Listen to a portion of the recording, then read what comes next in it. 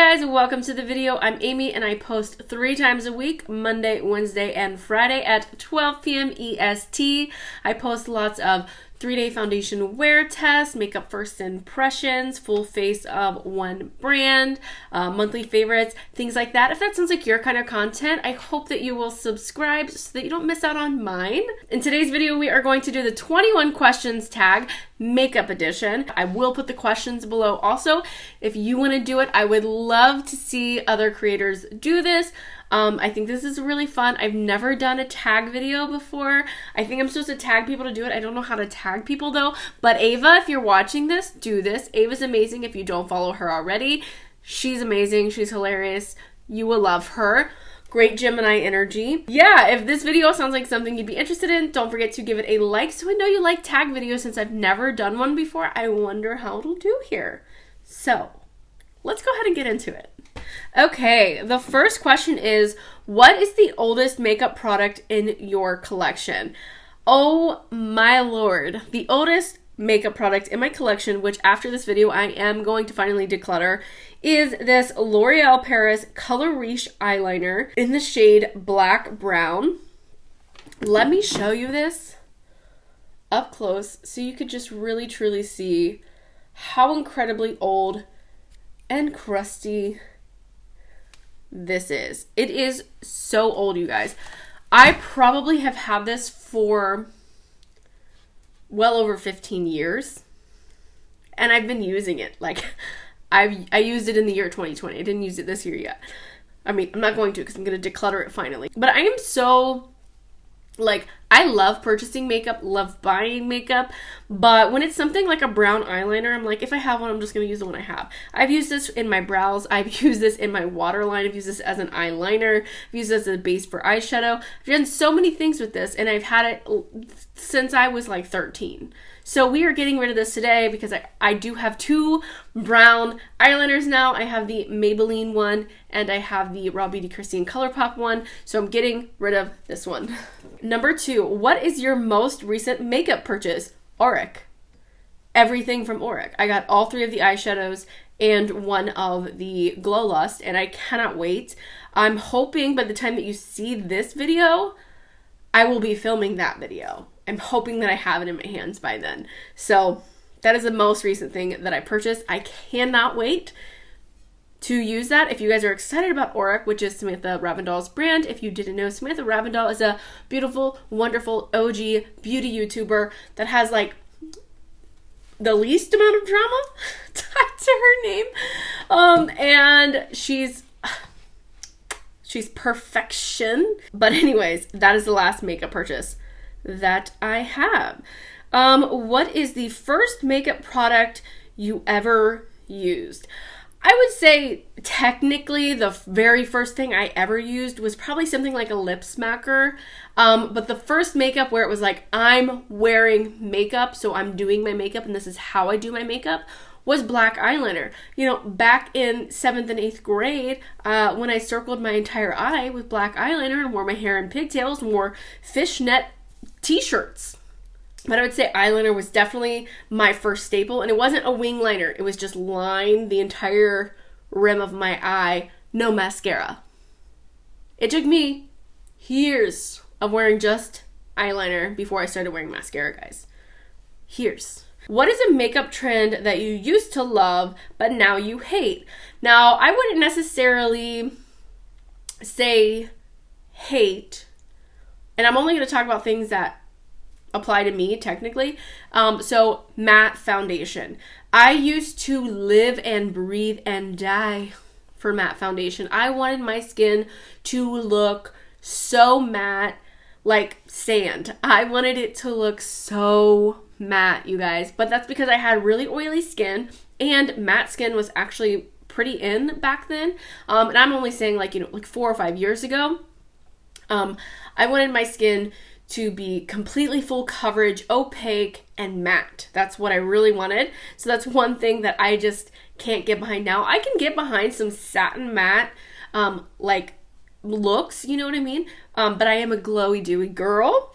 So that's what I'm going to say is number 5 is what makeup trend that you used to hate but now you love, and that is glowy dewy skin. I used to watch people who would say, hold on, let's see, Taylor Wen. She switched to doing more dewy skin before I did, and she would say like, I love, my forehead to look dewy because it hides the texture. It hides the texture that I have on my skin. And I was like, there's no way that dew is gonna hide the texture better than matte will, because matte makes you forget that your skin exists. So it took me a while to get onto the dewy skin train, but I am fully on it. If you haven't figured out from my skin right now, or just watching my channel in general, unless you're new, but that is where I am. Number 6, what is your favorite step in your makeup routine? Now, there are 2 things. Well, okay, I love a lot of things about doing my makeup. I love a lot of things. There's a handful of things that I don't enjoy, don't do regularly, don't really care about, like my eyebrows. But one thing that is so consistent that I love is foundation, guys. I love putting on foundation. Even on days when I'm not wearing makeup at all, like I will just put on a foundation because I enjoy putting on a foundation and seeing my skin in a foundation, even if it's a very light situation, kind of like what I got going on today. Even though today I'm not wearing foundation, I do have concealer on as foundation, and I just love it. I love it so much. I love foundation, or like base products, foundation, concealer, things like that. Number 7, what is a makeup product that you can't live without? Now, if you know me, my favorite steps in my favorite steps in makeup are foundation and eyeshadow. Those are things that I could do over and over again and still find so much joy in them. But a makeup item I can't live without is going to be mascara. Like if I can't ever wear any other makeup ever again, I'm going to want mascara because that's going to make me feel awake. It's going to make me feel like my eyes are a little bit bigger because I do have quite small eyes. I think mascara would be my one makeup item. What sparked your love for makeup? This is question number 8. What sparked your love for makeup? Guys, YouTube. If you don't know this, I'm 31 years old, and I did not get into makeup really until I was like 24, 25, something like that. I was just wearing black eyeliner pretty much before that. From when I was 12 to 24, my makeup did not change very much. So I didn't care at all about makeup. I mean, my one aunt is really into makeup. She actually uses multiple eyeshadows, uses foundation that matches her, uses bronzers, things like that. But the rest of my family pretty much just puts one shade of foundation on, mascara on. Sometimes they'll put one shadow on their lid, maybe eyeliner across their lid, but that's it. Not a winged liner, but just the kind where you just line the lid. That's pretty much how my family is. My mom almost never wears foundation, but she went to school for cosmetology when she was in high school. So there's makeup, in my family, but it's not one of those things where when I was little, I used to play my mom's makeup. I did, but makeup wasn't that big of a deal in my family. It still is not a big deal in my family at all. So really for me to get this obsessed and become very impassioned by makeup, it was YouTube. And I didn't even go to YouTube looking for makeup. I actually saw someone going live on Facebook. That's what brought me over to YouTube. Number 9, what is the worst makeup look you've ever done? I would say, give or take, depending on the season of my life, I may not like kind of what I was doing. But at the time, I don't think there was anything. I wasn't really, I've never really stepped out of my comfort zone enough for there to be something that was just this one picture is the worst thing I've ever done. I've always quite enjoyed what I've created. Some things don't work out the way I planned and whatnot, but I would say my worst My biggest faux pas in makeup would be unmatched foundation. There were years of my life where I was going around with orange foundation on my skin. And part of that is because, one, I didn't know much about foundation or makeup in general. Two, drugstore and affordable foundation that was available to me didn't come in great shade ranges. I was buying like the palest shade and it still was nowhere near pale enough for me. It's come a long way over the years. And also like body dysmorphia, I guess is what you would call it. But I always like, if I look at a swatch of foundation that now I know is my shade, I don't feel like it's my shade. You know what I mean? I'm like, I know that will work because I know now. But I still think that my skin is darker than it is. If that makes sense. I don't know. Like if I were to go in and pick a shade of foundation, it would be like, I don't know, like the color of these right here. And it's so much darker than my skin. So I just think all of those things, but I would say unmatched foundation is the answer. What is your favorite makeup look that you have ever done? I have two things that come to my mind when I think about this, but I don't necessarily have anything that's like way above anything else. I would say most of it's, in the mid-range of like acceptable. I enjoyed it when I did it. But I would say the two things that stand out to me is my Thanksgiving makeup. I know that video didn't really do that well, I don't think, but I really liked my makeup in this video. I loved the way the eyeshadow came out. I loved wearing the dark lip, which isn't something I normally do. It was a little bit out of my comfort zone and I really enjoyed that. So that would be one. And then most recently, I created this blue eyeshadow look for Instagram. And I did these really cool photos with it also, and I'm going to put them up because I'm like so proud of the way that this came out. It just like, I want my whole Instagram to look like that, even though if you were to go to my YouTube, you'd be like, wait, this is not the same person, because I don't do that kind of avant-garde, over-the-top situation on my channel. But it was really fun, and I really enjoyed the look. It was not something that I would probably go out in. I'll show you like the pictures that I put on Instagram, and then I'll show you like a picture of what my face looked like, because I did do my whole face. The eyes were the primary focus on the Instagram post, but those two are what's coming to my mind for favorites. Question 11, what is your favorite drugstore makeup product? Hands down, Essence Pure Nude Highlighter. I love this stuff. I think it is highly, highly, highly underrated. I think people sleep on it. I think people need to use it, and I think it is amazing, and it has changed a lot about my makeup routine and overall the way my face looks, so I love that product. What is your favorite splurge makeup product? I would say anything that I have that's Pat McGrath has been my favorite. I bought her foundation and concealer. I have not fully made thoughts on those, so I don't want to add those into this, but her eyeshadows, I have not regretted a single eyeshadow purchase from Pat McGrath. Every single palette I get from her, I'm like, wow, this is amazing. It's the best thing I've ever touched. Wow, this is amazing. It's the best thing I've ever touched. I love her eyeshadow formula. Pat McGrath, stan all the way. What is your most repurchased makeup product? Guys, I don't repurchase makeup at all. I've purchased multiples of makeup so that I have a backup, but I have not used said backup. And that would be the Wet n Wild Cushion Foundation and the Physicians Formula Healthy Skin Foundation. But the only thing I've ever like repurchased, because I'm like out of it, has been my e.l.f. Ultra Precise Brow Pencil, because it's the only thing that I use consistency and I don't change that up at all. But I have enough foundation, enough concealer, enough powder, and all of that to like last me the rest of my life. So there's nothing that I really repurchase. Okay, what is your earliest makeup memory?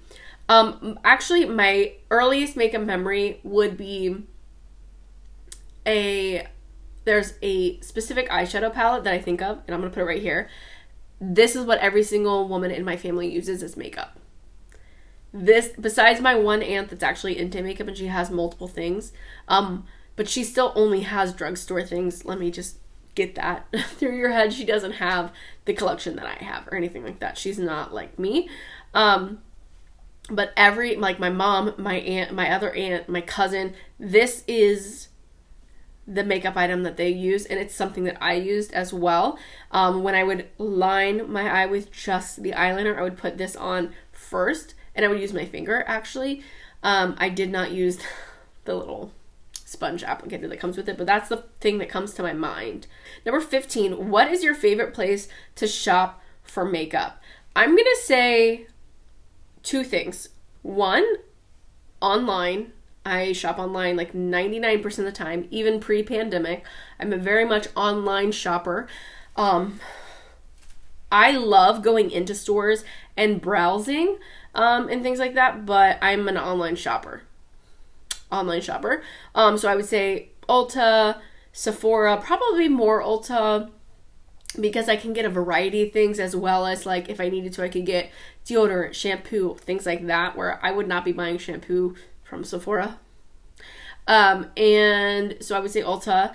But I feel like when I buy things online, I primarily try to buy them from the company, unless I'm buying multiple things at once, because the companies usually have the actual brand themselves, the brand's website usually has a better deals going on. Like Ulta and Sephora have sales sometimes and things going on, but if you go to like, L'Oreal's website, they usually have some sort of sale, or they'll have that pop up for the 15% off, things like that. So that would be online. But when I go in store, it's primarily like Ulta, maybe Target. I used to go to Walmart, not a lot, but because their makeup is cheaper usually. And I used to work at Kmart, so I used to get all my makeup at Kmart, actually. Number 16, what is the most underrated makeup product you own? I don't have this right next to me right now, but I'm going to say besides the Essence Pure Nude, because I want to reiterate this is amazing. But then I would say the Elizabeth Arden foundation that I tried in this video right here. It is amazing. If you love glowy, if you love sheer to medium coverage, it's so beautiful on the skin. I was so taken back by that. I've never heard anybody talk about Elizabeth Arden makeup at all. And I thought, it would just be kind of like I'm trying a new brand that I don't hear much about. But man, when I put that foundation on, that foundation is so beautiful. It is so beautiful on the skin. That is so underrated. So underrated. I think that entire brand, as far as makeup, is really underrated. I know that they don't have like a big makeup brand, but I do think that the makeup that I've tried from them is super underrated. What is the most overrated makeup product you own? If you watch my channel, you might know that I'm about to say this, but people are raving about this all over the internet recently. People are still raving about it, and it is the e.l.f. Camo CC Cream. I'm so sorry, e.l.f., because I love e.l.f. There's so many things I love from e.l.f., but I cannot get behind that CC cream. It is so disgusting on my face. I absolutely hate it. I hated their one foundation, and then I found a way to make it work for me by adding some oil into it. I cannot find a way to make that CC cream work for me. I have a video where I did a 3-day foundation wear test on that. It is terrible for my dry skin. I don't know how people like it. I don't know. Like, I'm looking at these people like, I don't think you would lie to me, but like, are you lying to me because it's e.l.f. and you feel better recommending something that's affordable to your people, your fans, your subscribers? I don't know. It feels very weird to me because of how awful that was on my skin. But I do know that I don't really like the It CC cream either, and I know that a lot of people compare them. And a lot of people love the It CC cream, so, but I think that's super overrated. Super duper. What discontinued makeup product do you wish would come back? This is really hard because I wish it would come back, but come back better, because this brand is terrible for their shade ranges and inclusivity overall. But this product was so good for my skin. So I would love to see the Physicians Formula Healthy Skin Foundation come back. I have like 5 backups of it because it was so good for my skin. I wish it would come in different packaging because I don't love the doe foot. I definitely would need more shades in both directions. It only had like, I don't know, like 8 to 10 shades and they weren't that great. But the formula of that foundation was so good. I could wear it really light. I could build it up. It helped my acne somehow. Like it would help heal my skin. I loved that foundation so much that when they discontinued it, I wrote out the ingredients list and then looked up all kinds of different foundations trying to find one that had a very similar ingredient list, hoping that it would be the same for me. But I didn't find one. I'm just letting you know, that's how much I love that foundation. So I would love to have that back. Number 19, where do you go for makeup inspiration? There's a couple things here. I don't feel like I'm at the point in my makeup journey, in my YouTube career, that I have lost any kind of inspiration. I look at my products and I'm inspired. I look at palettes and I'm inspired. I look at my drawers and I'm really truly inspired to create things. I want to try different things on my eyes and such. There's so much that I've done. Like, I have so many eyeshadow palettes that there are so many that I've only done 1 or 2 eyeshadow look in, and I'm abundantly inspired by my makeup. But also just like in general, I'm also inspired just by people on YouTube. There are so many wonderful people that I watch here that do so many more wonderful things than just makeup. And I don't want to say just makeup because I do think that makeup is really important to me. Like I am very, very impassionate about makeup. So I don't want to say just makeup, but it's wonderful to see these strong, independent, primarily women. I do watch men as well, and couples and all that stuff. I don't just watch female makeup people, but it's just wonderful as a woman to be able to look at a woman who is successful and really crushing it, and that really inspires me. There's some Instagram accounts, like makeup Instagram accounts that like inspire me like abundantly. Oh my God. Olga Dan. I don't know if that's how you say her last name. I don't know if that's even her last name, but her post on Instagram, like it's not even makeup. Most of it's not makeup that I would do, but it's just like perfection, beautiful, incredible, so inspiring. There's so much. So I'd say, Instagram, if I really just want to like find something visually interesting and inspiring. I would say YouTube, if I want like to be inspired by a human, if that makes sense, like by a personality, by a drive, by commitment, things like that. And then I'd say like obviously Pinterest. I don't know, just like I'm inspired every day by so many things. Like so many things. I'm really fortunate to still have that. Number 20, what do you hope to see less of in makeup's future? I want to see, there's so many things. The next question is, what do you want to see more of in makeup's future? So I want to see less excuses. I want to see less empty apologies. And I want to see less uninformed collections. I want to see more explanation. I want to see more transparency. I want to see more inclusion. And I want to see more sweeping change. I think a lot of in general, when brands do something bad, or it doesn't even have to be actively bad. They could be actively trying to do good, but they are called out for it, saying that's not good enough. That's going to happen, okay? In the way that the world is, it is a socially conscious world with social media. So you have large groups of people who have access to talk directly to brands. And I want to say this isn't just for makeup, this is in general. And brands are so used to having so much more distance between themselves and their audience. So they are used to putting together a pretty picture in a commercial or an advertisement and sending it through the airwaves out to you, and then you can't say anything back to them. You could buy or not buy, but a lot of these brands have such a large following, and I'm talking about primarily large brands. We're talking L'Oreal's, CoverGirl's, Maybelline's, things like that. Or I mean, even bigger ones like Estee Lauder, MAC, etc. Not bigger, but expensive ones.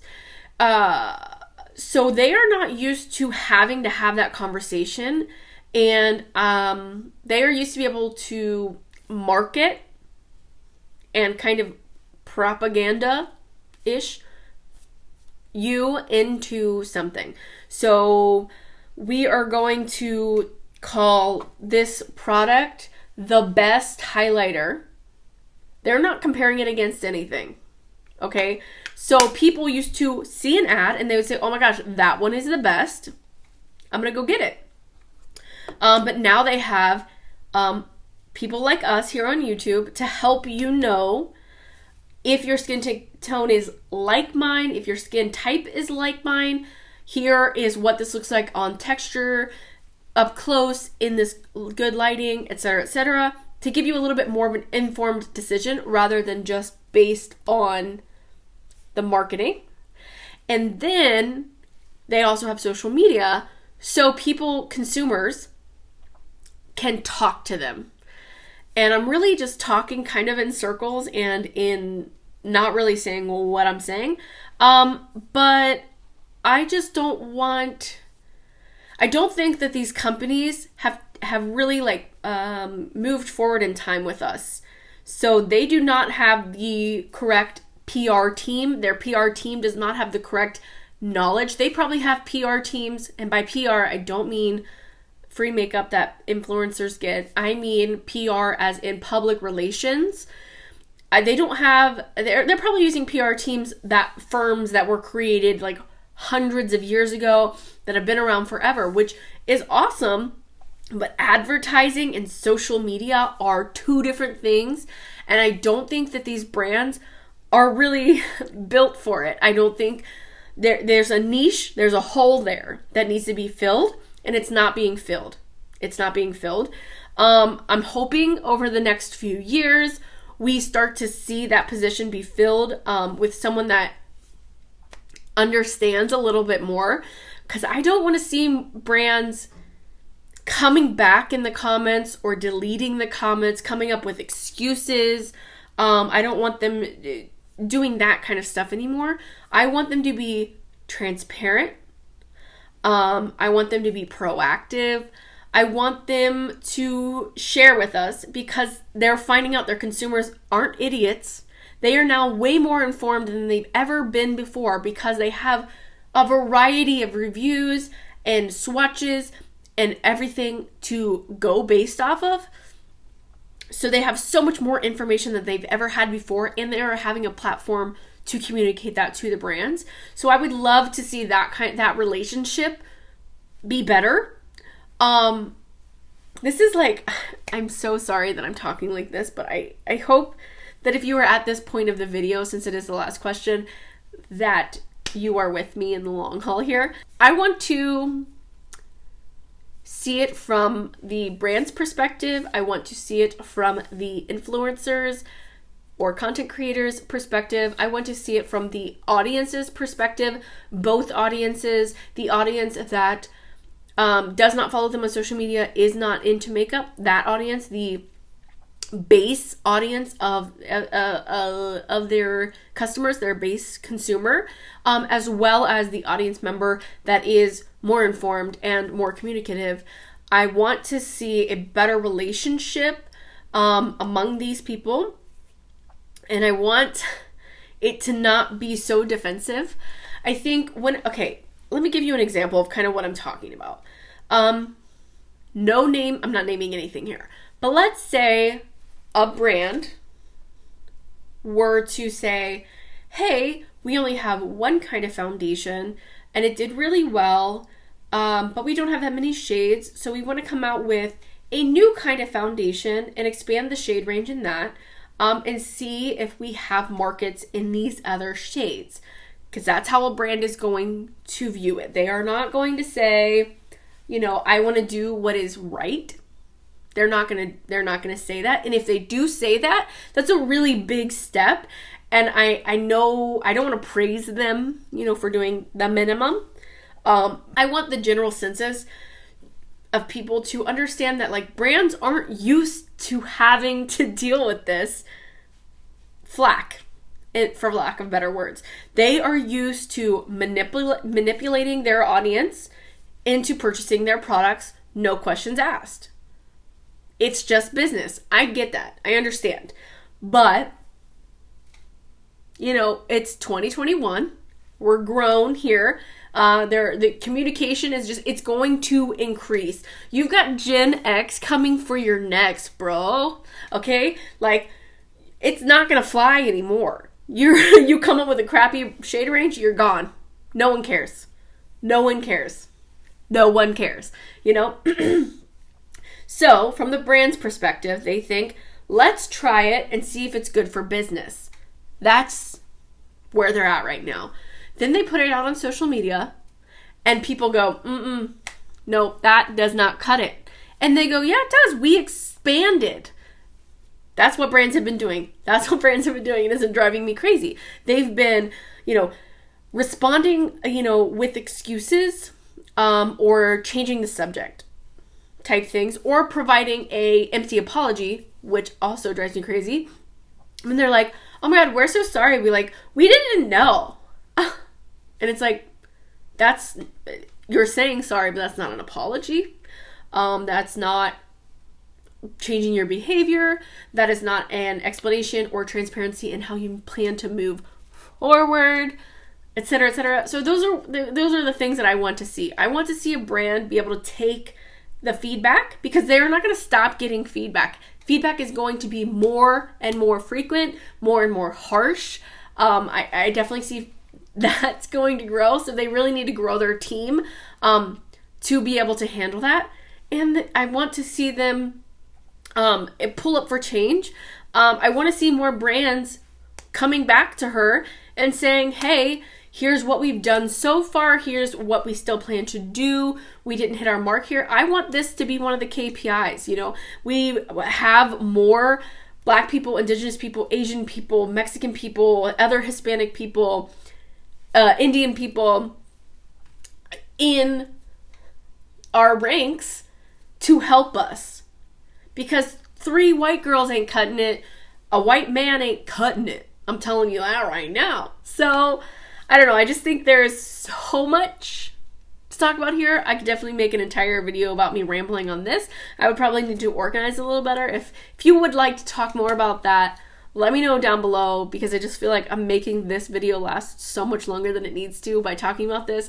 But obviously, I feel very passionate about those things as well. But yeah, that's all I have for you guys today. Thank you so much for watching. I hope you enjoyed this video. If you did, please give it a thumbs up. It helps me out so much. Subscribe if you haven't already, and I will see you in my next video. Bye!